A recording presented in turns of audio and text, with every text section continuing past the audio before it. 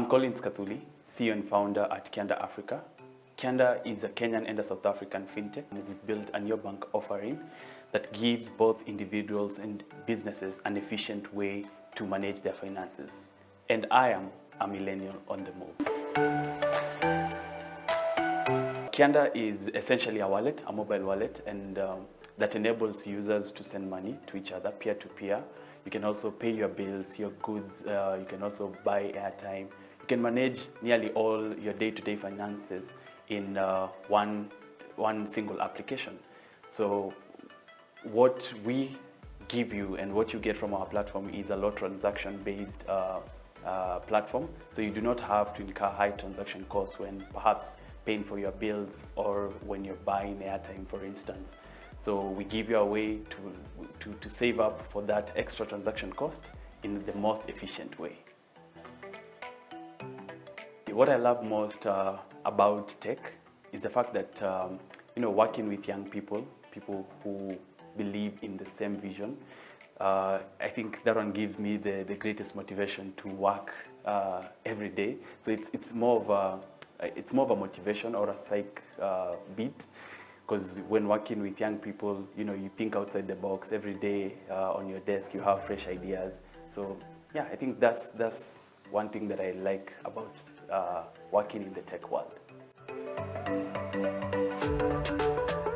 A typical day. So I wake up in the morning at 6 a.m. Of course, I pray. Then from there, my day starts. Prepare yourself for the day. Then probably at 8 o'clock, I am here at the office. Doing what I love doing most.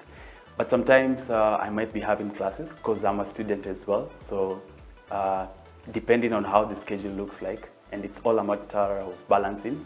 So I might wake up, go to school. Once done with school, perhaps when I have long breaks, I come back to the office, finish some the tasks that I may be having. Then yeah, so that's a typical day for me as a tech guru. I am born and raised in Machakos, so I joined Machakos Primary School, and I think back then my goal was to be a news anchor. When you were young, you used to say, when I grow up, I want to be a news anchor, but things changed along the way. So I remember I used to borrow my mom's mobile device, and I used to close down a room's curtain, then I start imitating news anchors. And now in this process of taking these videos, I had to look for a way, to edit these videos. So that's when I began editing the videos on an old compact computer, if you remember those computers then. So I started editing, and that's how I gained my interest in computer, because the moment I was, editing these videos, I had to Google, how to do this, how to do this. But now after I've done the editing, you had to upload this content somewhere. So I started researching how I could build a website. So using the online available tools, the drag and drop, I built my first website, though it wasn't hosted anywhere, because by then I didn't know what domain hosting was. So that was typically around class 8. So once I was done with primary school, I joined Lukenya Boys High School. And I chose computer studies as a subject, only to realize that this was the subject that would explore my talent in programming. So remember, I was editing videos. I wanted to upload them on our website. So I started now doing the real code using Google, using YouTube, and the available online tools. So that's when I built my first website around Form 2, yeah, to be precise. Then I uploaded my content. Then from there, since my news anchor or zeal was out, now I started focusing now on computer programming. That's when I did my first project again in Form 3. It was a school telephone booth, and I presented this project to the former president, His Excellency Uhuru Kenyatta, at the Young Scientist Kenya first inauguration event in Nairobi. Then once done, that was in Form 3. The following year, I was motivated again to do a project for the same Young Scientist Kenya. But unfortunately, since I was in a top-notch class, Form 4, so I had to focus with my studies. So I paused a bit for the whole year. Then I waited until I was done with Form 4, basically. So once done, that is November, I had no stress, nothing pressuring me. So again, I went back to Google, to YouTube, taught myself how to build a mobile application, and a project that I had in mind, again, for that year's contest is what basically it's KYANDA. So it was more of an airtime vending platform that would allow people to just purchase airtime, and that's it. So I did the application, and within 3 months' time, that is November, December, January 2020, we had a working prototype. And in February, late February 2020, we launched. So that's the typical journey of me and KYANDA. All right, so I'm the second born and the last born. So I have only one sibling, she's a lawyer. But I think my tech perspective was greatly motivated by one of my uncles. He did actually IT. So I used to envy him, carrying those slick computers, doing his coding and everything. So I think that's how I got motivated to get into tech. Some of the challenges that I've experienced as an innovator, of course, when you've not stepped into a programming class and you build a project that within the first day you had 50 clients using the platform, and you really need to keep on improving this platform. So it was a challenge for me to keep learning, I think, more and more intense things just to continue making the platform to work. So I think one of the things was learning the programming, but it wasn't that hard. It's when you have that passion in doing something, then definitely nothing is hard. So for me, on the growing level, I think learning has been not really a challenge, but it's the best thing, but it was a bit challenging for me to learn the new things. So in this journey, of course, you have those important highlights, and one of my greatest highlights has been, getting this project that was a high school project, and it's now being used in South Africa. Stay tuned. After the break, I'll tell you more.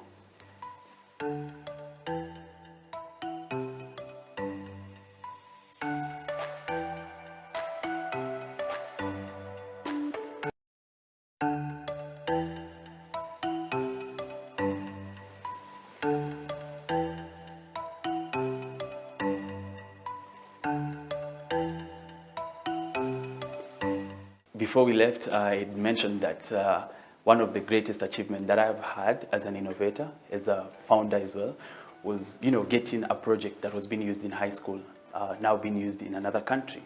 So the whole KYANDA is now we recently launched in South Africa, and how we got there is just wonders. So what happened back then in 2021, we had attended a summit in Joburg, and actually the summit was even attended by the president, so courtesy of Kenya South Africa Chamber of Business.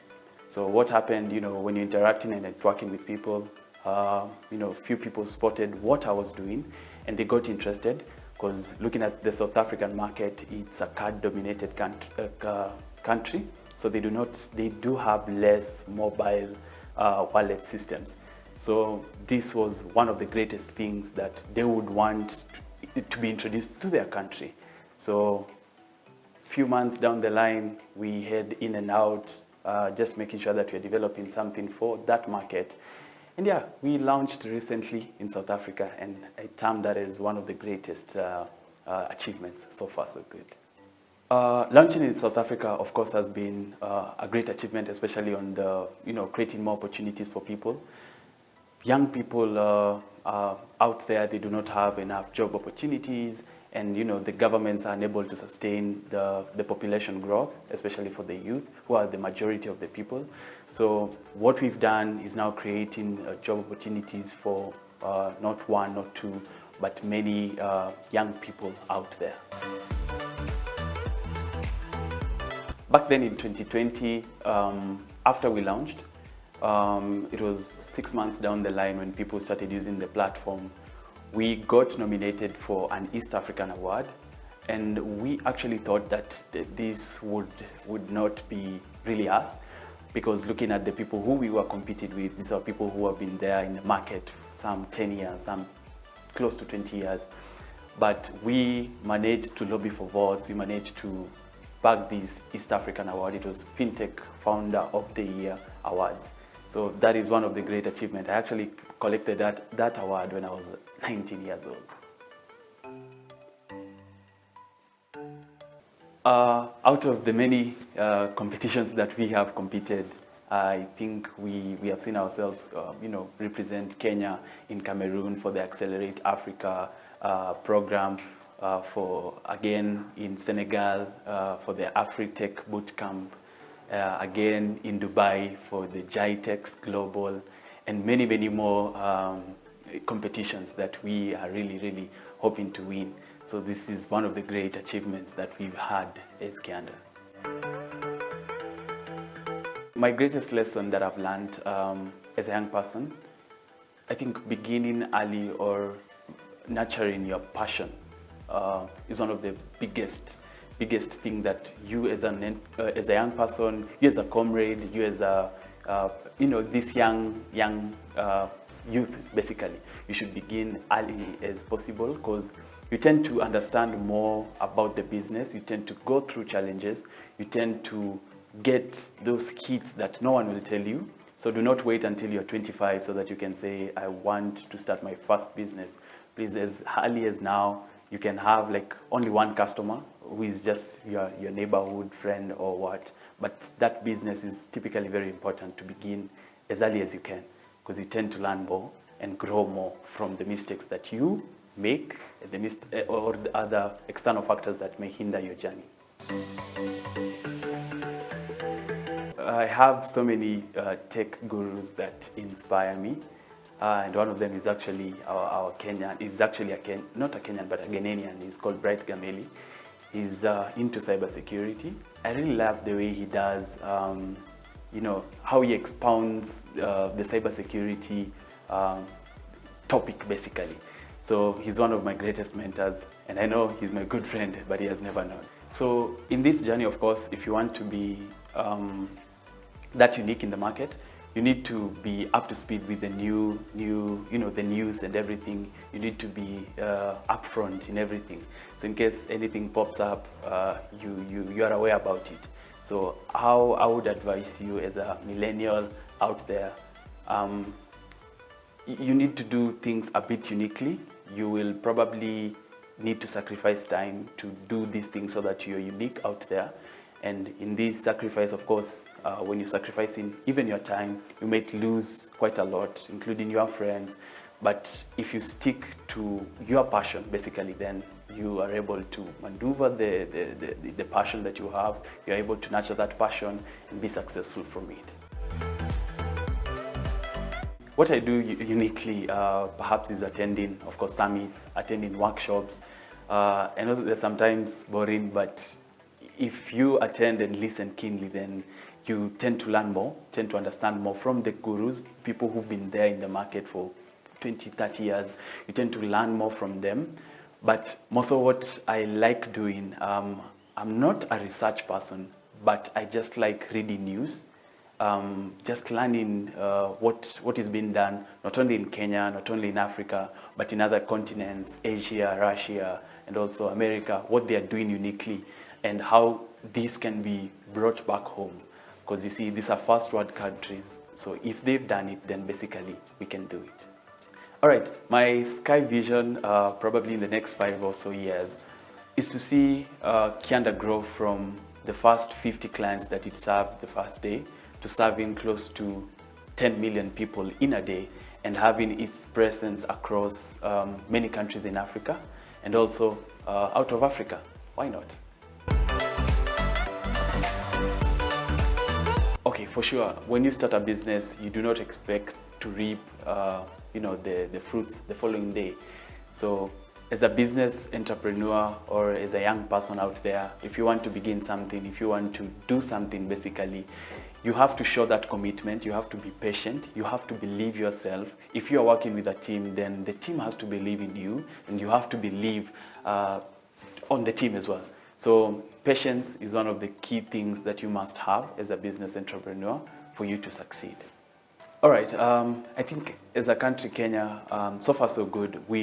I can't say that the government is not supporting the IT specialists or gurus like us, but other people even from outside country, we've seen Google, we've seen AWS, we've seen Microsoft setting up their hubs in Nairobi. So this clearly shows that, in Kenya we do have quite a lot, and we do have people out there believing in us. And yeah, I think since these big gurus are here, then I think we should take advantage of them and show them what we've got as Kenyans.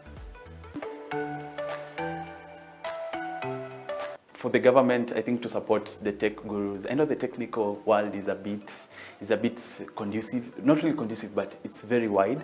So I think the best way the government could support us is basically, bringing up incubation hubs, bringing up programs, summits, accelerator programs that are actually supporting tech-based people, because we do have so many people out here who have ideas, but unfortunately they can't further them because of maybe a strategic advisory that they're missing, or that support, or even funding basically. So I think that's one thing that the government needs to look into, especially for the IT world. My favorite social media platform is actually LinkedIn. So LinkedIn is one of the best, I think, because you tend to get access to many people. You network with so many people whom you didn't know that you can really access them directly within just a few seconds. But now coming to the question of how we do market our brand, I think the branding perspective, especially if you're a tech organization, is really, really important, because you need to make sure that what goes out there really implies what sort of service that you're offering. So we do have, gurus in our team that are actually doing the branding, the whole branding part of it, and making sure that KYANDA is out there and is actually among the top notch in the branding presence.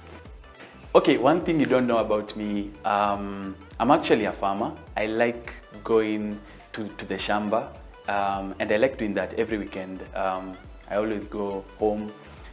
You'll find me on barefooted out there in the shamba with the kijiti, doing the normal shamba thing. I really enjoy that because it's not all about computers and everything, but you really need to have that one hobby. So for me, it's farming. When I'm not doing the farming, when I'm not on computers, I like spending quality time with friends, like interacting with, close friends basically. So, because of course you'll have friends who want to use you because you're a person out there. But personally, I like interacting with friends, learning more from them, getting to motivate them getting to motivate me. So I really enjoy the company with my friends and close family members as well. All right, how I keep my mental health? Yeah, of course you get pressures from all over, especially like for me, handling a platform that is in 2 countries. For sure, I have really seen, that pressure at hand. But now how I work around it, I listen to music. You'll always find me on earphones. But also, I always talk it out. I don't keep it to myself. So in case I have something which is on my desk or which is on my case, then I'll definitely speak it out to, my close groups. And from there, you get motivated from them. They give you that motivation. They give you like insightful words that keep you going. But out there, millennials, if you're getting that pressure, please do not allow depression to come into you, because this might not turn out well. So if you're out there, if you have any pressure, please ensure you reach out to someone, talk to them, or listen, or do that one hobby that will shift your mind immediately. So Kenyans out there, you can of course support our brand, KYANDA.Africa. So you can visit the Play Store and download the application, and for sure you can buy airtime at a discounted rate. No one will give you that. No more transaction costs while sending money, and for sure you get the convenience from interacting with our platform. You can also find me on LinkedIn, Collins Kathuli, Facebook, Collins Kathuli, Instagram @Kathuli, and Twitter Collins Kathuli.